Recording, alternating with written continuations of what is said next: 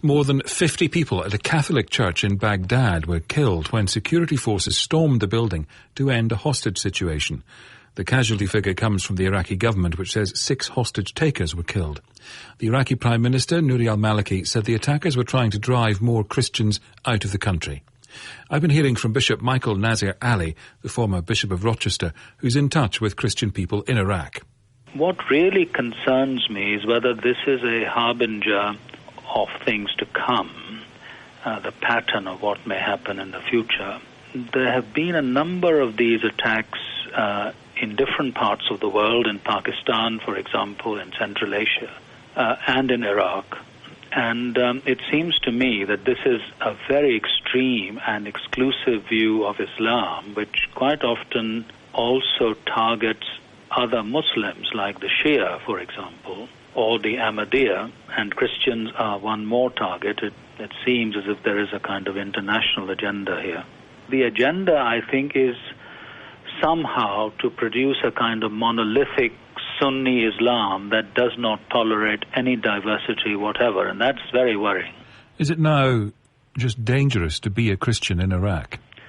It's been dangerous being a Christian in Iraq for many years now, 6 or 7 years at least, and nearly half the Iraqi population is now outside Iraq. There are refugees in countries like Syria or Jordan or further afield.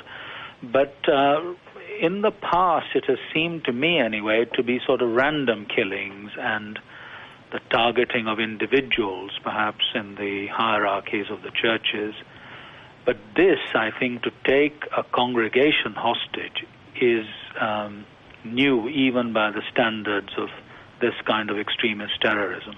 I know you're in touch with the Christian community in Iraq. What are you hearing from there?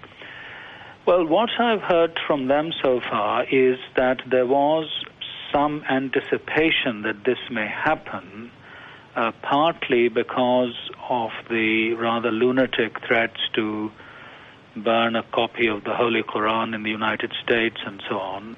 But the way in which it has taken place has surprised even them. I mean, they're used now to a level of violence. And very distressing stories about children running out of the church saying they've killed my daddy. From the soundings you've taken, are some Christians in Iraq now having to hide their faith, or certainly be more discreet about it even than they were? Well, it is very difficult for them to hide their faith because where they live is quite often known. People can tell who they are by social behavior, for instance, the weekly holiday that they might have off, their patterns of food and dress and so on. I mean, all of these things give them away. So hiding is not an easy option in a highly communalized country. So they're targets? They are targets, and they're sitting targets. I mean, they are the one community that is not really armed in any way. So its security must be a concern, of course, for the Iraqi government, but I think also for the international community. Do you think the Iraqi government is taking the security of Christian people in Iraq seriously enough? I have understood today that people in the government have been very distressed by what has happened. But good wishes are not everything, of course, and people may mean well, but the ability to deliver also has to be taken into consideration. Bishop Michael Nazir-Ali.